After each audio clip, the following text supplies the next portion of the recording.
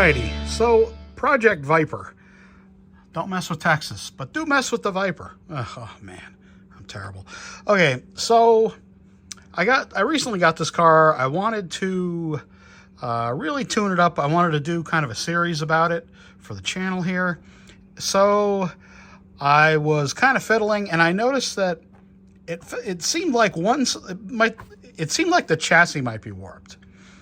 So I figured I'd strip it down and then put it on the chassis flattener.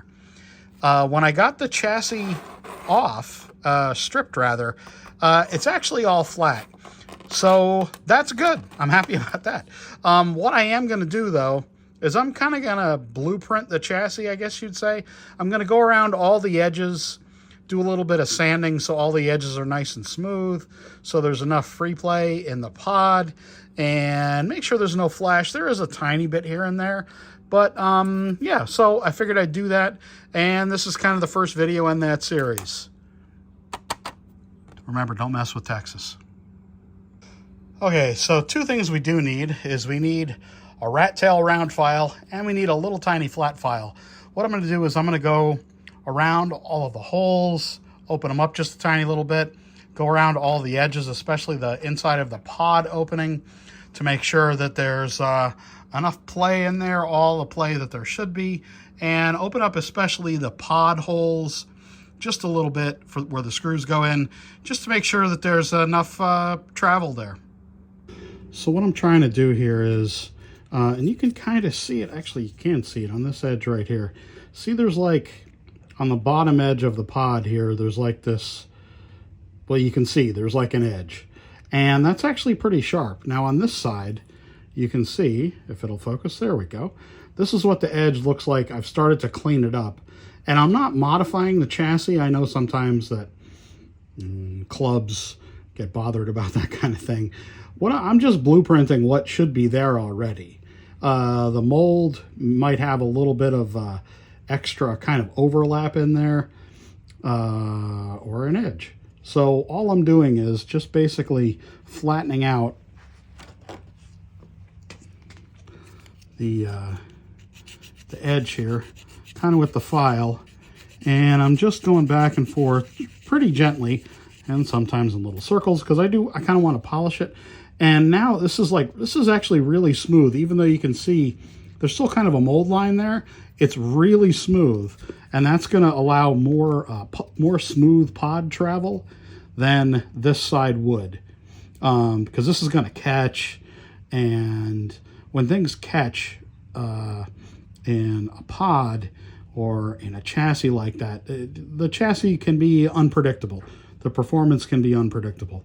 So I'm just going to continue to kind of go around all the edge, all the inside, and I have a round file to do in here and to do in here, and basically just to get it all nice and smooth so this pod can move, you know, basically as it was designed, as it should.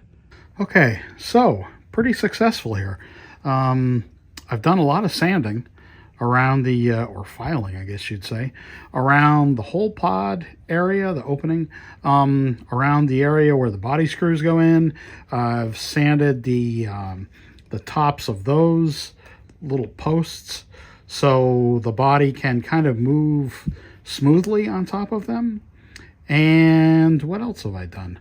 I have sanded around and inside the guide post hole, and yeah, I mean, just kind of neatening things up. Also, let me grab the chassis or the pod here.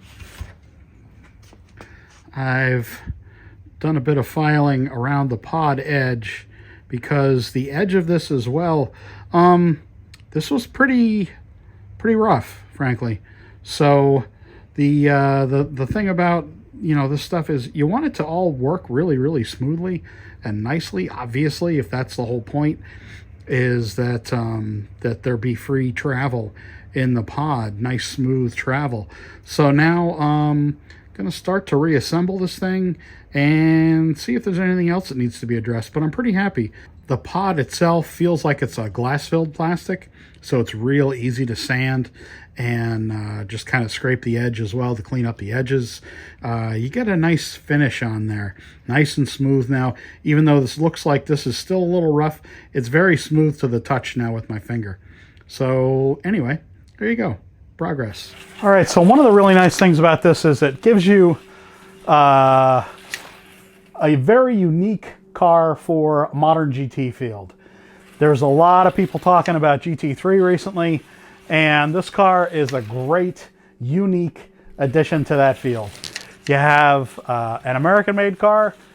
To some people that matters, to some people it probably doesn't, and that's okay. But to me, I like American cars. I like unique cars, and I mean, this car ticks a lot of boxes for me. Personally, I think the design with the racing parts, with the pod, with the whole chassis setup, this makes for a really, really solid basis for a car as like a real jumping off point for if you really want a unique car to race at your club. This is an excellent, excellent option for that. There's a number of different liveries of it. There was 2 silver ones, a red one. This is the Keating car, the Don't Mess with Texas livery. And then there was Grease Monkey Garage. I think that's probably all of them, but I could be wrong. In any case, what you have is a fast, incredibly tunable, really beautiful car that, as you saw here in the video, with fairly as you saw in the video, there was just, a few things that I did to really get this car to kind of wake up, to kind of really get it on the way, to get really great performance out of it. The best thing, honestly, I think was the little bit of just kind of blueprinting the chassis that I did on the car. I didn't really do a whole lot to it. And then the addition of the NSR tires, the really, really soft, grippy rubber tires that, for me, on my Apollo car track, absolutely work best. This car is a blast to drive, very easy to drive, very fast, very smooth, and I always like to have something different to race at the club when I'm there, or take with me if I were to travel. And this car might be the car for me if I was traveling anymore these days, which I really don't do anymore. Get this wire out of the way here and not fall, please. So, I know that prices on some of the toy brands have gone up, and now what you get is, you have to really consider where your hobby dollars are going to go. You have this system, the Scaleauto system of cars, which is, essentially like a Slot-It or an NSR kind of a car, the real hobbyist end of things that offer an excellent value, a beautifully modeled car, a beautifully finished car that you can really start with and learn how to do tuning. There's so much that these cars offer you. Yes, they cost a little more, but honestly now it's kind of in the same ballpark as maybe not a Carrera, but definitely a Scaleauto car. So, for my money, I'm a hobbyist, but this kind of car, and this car specifically, it does it for me. Thank you very much, LEB, for sending me this car. I really appreciate it. And put that in your slot and drive it. See y'all again, folks.